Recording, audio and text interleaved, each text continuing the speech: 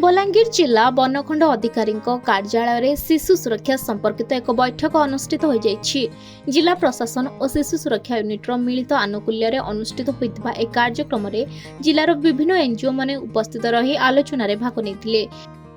प्रमोद बगर्ती जिला शिशु सुरक्षा यूनिट रे मु जिला परामर्शदाता सीआरएस अरुणा तरफरु अच्छी एवं आजिर जो ट्रेनिंग टा होची जिला स्तर रे एनजीओ बंधु माननकु नेइकरी चाइल्ड प्रोटेक्शन उपरे, child rights, child marriage, child labour एवं नॉन इंस्टीट्यूशनल केयर उपरे शिशु मानकर जत्न एवं सुरक्षा देवाई जिला स्तर रे एटा गोटे तालीम कार्यक्रम अनुष्ठित होती।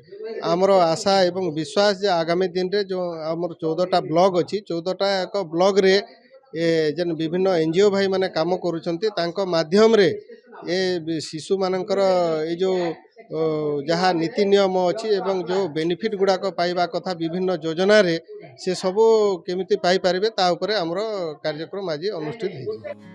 भ्रूण हत्या एक अपराधिक कार्यकलाप होइतिले हे यह अद्यावधि चली तेणुकरी भ्रूण हत्या संपर्क में सचेतनता सृष्टि करने को एनजीओ मानक सहित आलोचना करा जायतिला।